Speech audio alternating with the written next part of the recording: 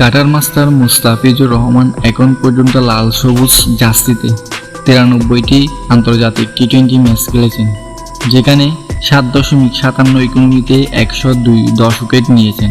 টি-20তে dead ওভারের জন্য তিনি খুব নিপুণ, যার দক্ষতা আইপিএলেও দেখিয়েছেন। এমনকি ঘরের মাঠে জিম্বাবুয়ের বিপক্ষে টি-20তে সিরিজের শেষ 2 ম্যাচেও রাজত্ব করেছেন এই বাঁহাতি পেসার। তার এমন দক্ষতার জন্য সমর্থকরা ভালোবেসে তাকে ফিস নামে ডেকে থাকেন। কেন টি-20 ফরম্যাটে এত বেশি পছন্দ তার? এমন প্রশ্নের জবাবে মুস্তাফিজ বলেন, দেশের হয়ে খেলা গৌরবের বিষয়। সবসময় দেশের হয়ে খেলাটা উপভোগ করি। আমি টি-20টা খুব বেশি পছন্দ করি। এই ফরম্যাটটা বেশ চাপের, আর এই কারণে আমার এত ভালো লাগে। আইপিএল থেকে আমি যে অভিজ্ঞতা অর্জন করেছি সেটা হাসান, তাসকিন ও শরীফুলদের সঙ্গে শেয়ার করার চেষ্টা করব।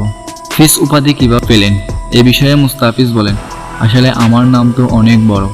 জাতীয় দলের প্র্যাকটিসের সময় যে বোর্ডে আমাদের নানা কর্মকাণ্ডে লেখা হতো, সেখানে দেখতাম আমার নামের জায়গা হচ্ছে না। পরে একদিন দেখি ফিস লেখ। আমি কোচকে জিজ্ঞেস করলাম, এটা কে?